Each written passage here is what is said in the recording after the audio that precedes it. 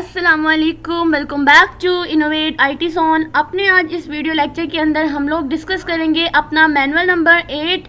अब manual number 8 के अंदर हम लोगों ने क्या डिस्कस करना है, प्रायोरिटी स्केड्यूलिंग एल्गोरिदम है हमारे पास, और इसके लिए हमारे पास जो टास्क हैं, टास्क 1, 2, 3 एंड 4 टास्क हैं। ठीक है, प्रायोरिटी स्केड्यूलिंग में हम लोग इसमें सबसे पहले टास्क में calculate the average time using the priority scheduling, इसमें हम लोग प्रायोरिटी के अकॉर्डिंग पहले हम लोग सॉर्ट करेंगे, उसके बाद हम लोग इसके जो एवरेज टाइम है वो निकालेंगे। एवरेज टाइम किस तरह से निकालते हैं ये हम लोग पहले दो मैनुअल नंबर 6 एंड 7 के अंदर, आई थिंक मैनुअल नंबर 7 ही था जिसके अंदर हम लोग ये डिस्कस कर चुके हैं। ठीक है, तो इसके लिए हमें यूबंटो भी चाहिए, VIM एडिटर भी चाहिए, और हमें ये जो टास्क नंबर 1 है ना, calculate the average time using the priority scheduling, ये हमारा थ्योरी वाइज ही है। ठीक है, इसमें देखिए आप लोग कह सकते हैं कि ये हमारा ड्राई रन प्रोग्राम ही है या ड्राई रन टास्क ही है। इसमें प्रोसेसेस गिवन है 5 तक, उसके बाद CPU बर्स्ट टाइम गिवन है, देन हमारे पास प्रायोरिटी गिवन है। सबसे पहले हम लोगों ने क्या करना है कि इसको हमने सॉर्ट करना है। अब सॉर्ट करने के लिए हम लोग क्या करेंगे, सबसे पहले देखिए अगर मैं यहाँ पर इसको इस टेबल को अगर मैं यहाँ पे ड्रॉ करती हूँ, ठीक है, फॉर एग्जांपल पहले मेरे प्रोसेसेस हैं।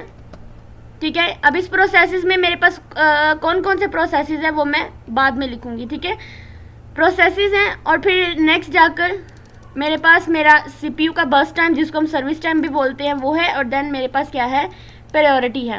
तो प्रायोरिटी के वाइज हम लोग करेंगे। ठीक है, जैसे सबसे पहले जो है वो हम लोग प्रायोरिटी 1 लेंगे। ठीक है, जिसकी प्रायोरिटी पहले आती है, तो पहली प्रायोरिटी पे मेरे पास कौन सा प्रोसेस है, प्रोसेस 3 आता है जिसका बस टाइम क्या है, मेरे पास 5 है, और इसकी प्रायोरिटी क्या है, 1।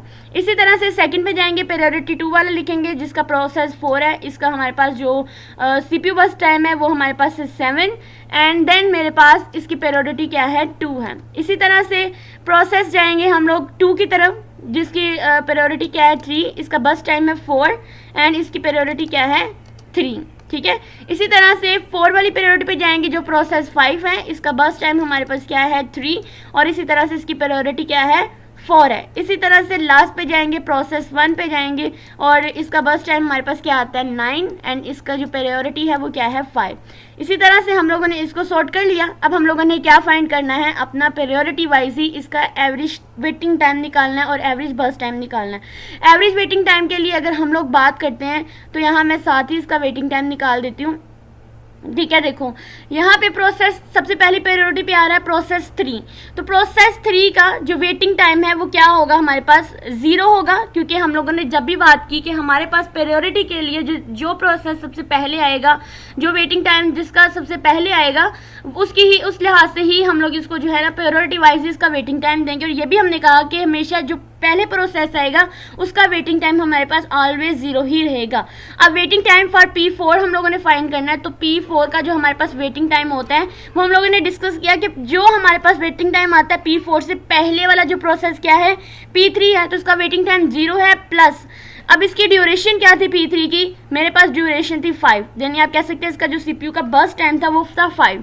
इसका मतलब कि मेरे पास P4 का जो वेटिंग टाइम है वो आया है 5। इसी तरह से हम लोग नेक्स्ट हमारे पास P2 आ रहा है, तो P2 का वेटिंग टाइम हम लोगों ने फाइंड करना है। तो फाइंड करने से पहले हम देखेंगे कि P4 का जो वेटिंग टाइम है वो क्या है, 5, क्योंकि P2 से पहले P4 आ रहा है, और फिर P4 की ही हमारे पास जो बस टाइम या ड्यूरेशन क्या आ रही है वो भी हमारे पास आ रही है 7। ठीक है, तो इसके अंदर हम लोग 7 ऐड कर देंगे, तो 5 + 7 which is equals to the 12। Okay, उसके बाद हम लोग नेक्स्ट आएंगे, नेक्स्ट हमारे पास प्रोसेस 5 आ रहा है, तो प्रोसेस 5 का वेटिंग टाइम फाइंड करने के लिए हमारे पास P2, क्योंकि प्रोसेस 5 से पहले हमारे पास P2 आ रहा है, तो उसका हमारे पास वेटिंग टाइम क्या आया, +12 आया, और फिर इसमें हम लोग जब P2 की ड्यूरेशन ऐड करेंगे जो कि हमारे पास क्या है, 4 है, तो इसका हमारे पास वेटिंग टाइम क्या आएगा, 16 आएगा। ठीक है, इसी तरह से हम लोगों ने P6 की बात करनी है, P1 जो कि हमारे पास लास्ट प्रायोरिटी वाइज प्रोसेस आ रहा है, इसका वेटिंग टाइम फाइंड करना है। इसका वेटिंग टाइम फाइंड करने के लिए प्रोसेस 5 का जो P1 से पहले वाला है वो हमारे पास प्रोसेस 5 है। ठीक है, और इसमें 16 प्लस इसका ड्यूरेशन क्या है, हमारे पास 3 है, तो इसमें हम 3 ऐड कर देंगे और इसका वेटिंग टाइम क्या आएगा, हमारे पास 19 आ जाएगा। इसी तरह से हम लोगों ने इन सबको कैलकुलेट करना है। कैलकुलेट करने के बाद जो है वो हम लोगों ने इसका एवरेज निकाल लेना है। ठीक है, अगर मैं इसका एवरेज निकालती हूँ तो मेरे पास एवरेज में आता है, अगर मैं इन सबको एक साथ प्लस करती हूँ तो प्लस करने से मेरे पास जो बनता है इसका टोटल जो वेटिंग टाइम आता है वो मेरे पास आई थिंक 52 बनता है, ठीक है। अब कितने प्रोसेसेस हैं, डिवाइड कर देंगे हम लोग इसको 5 के साथ। तो 52 को अगर मैं 5 के साथ डिवाइड करती हूँ तो समथिंग हमारे पास जो आंसर आता है वो 10.4 समथिंग यही आंसर आता है, ठीक है। तो इसका जो एवरेज वेटिंग टाइम है वो हमारे पास 10.4 है। इसी तरह से हम लोग निकालेंगे एवरेज टर्न अराउंड टाइम। तो टर्न अराउंड टाइम जो है उसको कैसे कैलकुलेट करते हैं, सबसे पहले मेरे पास प्रोसेस 3 आ रहा है, तो प्रोसेस 3 का जो मेरे पास वेटिंग टाइम था वो क्या था, 0 था। इसमें हम लोग ऐड कर देंगे प्रोसेस 3 का ही जो बस टाइम था या इसका जो ड्यूरेशन टाइम था वो था 5। इसका टर्न अराउंड टाइम क्या आ गया, 5 आ गया। इसी तरह से हम लोगों ने क्या निकालना है, P4 का, क्योंकि सेकेंड वाला जो प्रोसेस है P4 है, इसका वेटिंग टाइम कितना था हमारे पास, इसका वेटिंग टाइम था 5, ठीक है। तो 5 में क्या ऐड करेंगे, P4 का ही हमारे पास CPU का जो टाइम था वो था 7, तो 5 + 7 करेंगे आ जाएगा 12। इसी तरह से बाकी सारे प्रोसेसेस के लिए आप लोगों ने इसका टर्न अराउंड टाइम निकालना है।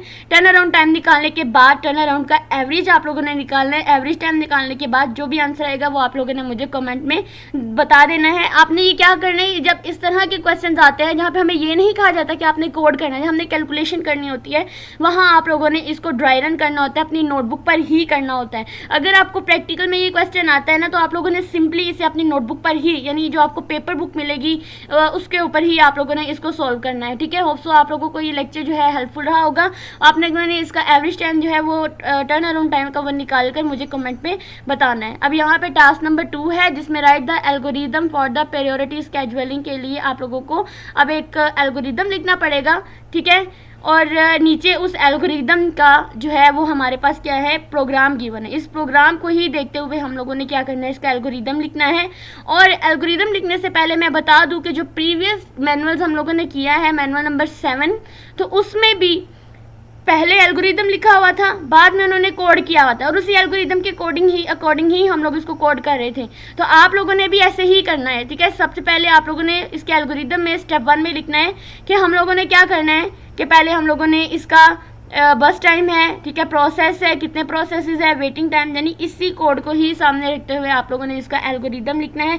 अदरवाइज नेक्स्ट वीडियो के अंदर हम लोग इसका एल्गोरिदम ही डिस्कस करेंगे, जो प्रायोरिटी स्केड्यूलिंग एल्गोरिदम है उसको, ठीक है। तो इसमें आप लोगों ने जो बातें याद रखनी है, मैं आपको अगर स्टेप बाय बता दूं तो सबसे पहला स्टेप आप लोगों ने, मैं यही इसमें ही बता देती हूँ, ठीक है।